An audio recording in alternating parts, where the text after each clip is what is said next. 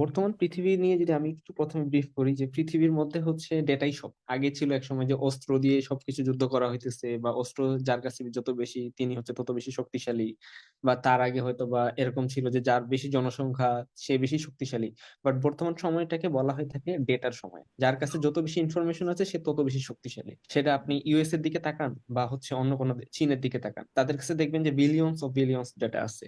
তো তারা দেখা যায় যে সেই টাইপের ডেটাগুলোকে ইউজ করেই কিন্তু হচ্ছে আমাদের উপরে ছড়ি ঘোরাইতে পারে বলা যায়। হুম। সবকিছু ক্ষেত্রেই দেখবেন যে ডেটার ব্যবহারটা অন্যরকম। তো আমরা এই ডেটাটাকেই হচ্ছে ইফেক্টিভলি কিভাবে ইউজ করতে পারি, এটাই মূলত আমাদের কোর্সের মাধ্যমে আমরা দেখানোর চেষ্টা করি। আমি যদি কোর্সের মধ্যে একটু বলার চেষ্টা করি, সেটা হচ্ছে আমাদের পুরো কোর্স জুড়ে অলমোস্ট আমরা হচ্ছে 30 থেকে 35টার মতো হচ্ছে প্রজেক্ট আইডিয়া শেয়ার করি আপনাদের সাথে। And এই কাজগুলোকে আমরা চেষ্টা করি অ্যাসাইনমেন্ট আকারে আপনাদেরকে দেওয়ার, বা হচ্ছে কোর্স গুলোর যে ল্যাব বেসড যে আমাদের কাজগুলো আছে এই কাজগুলোর শেষ শেষে আমরা আপনাদেরকে এই আইডিয়া গুলো দেওয়ার চেষ্টা করি। তার ফলে হয় কি যে আপনাদের মধ্যে যারা এই ধরেন 30 থেকে 35টার মধ্যে এটলিস্ট যারা 20 থেকে 25টা কমপ্লিট করেন, তারা দেখা যায় কি যে ধরেন সিভি ড্রপ করার সময় আপনি দেখতেছেন যে এখানে হচ্ছে আপনার 20 থেকে 25টার মতো, যিনি দেখতেছে আপনার সিভি উনি দেখতেছে আপনি 20 থেকে 25টার মতো এটলিস্ট প্রজেক্ট করছেন। দেন প্রজেক্ট গুলো হচ্ছে কিন্তু এক একটা প্রুফ যে আপনি হচ্ছে আসলে ডেটা অ্যানালাইসিস কাজ পারেন। ধরেন আমি ডেটা অ্যানালাইসিস কাজ পারি, বাট আমার কাছে কোনো হচ্ছে প্রুফ নাই, আমি কোনো প্রজেক্ট করি নাই। অবভিয়াসলি আমার থেকে আপনাকে বেশি বিশ্বাস করবে, কারণ আপনি অলরেডি কাজ করে প্রুফ দিছেন যে আপনি কাজ করছেন।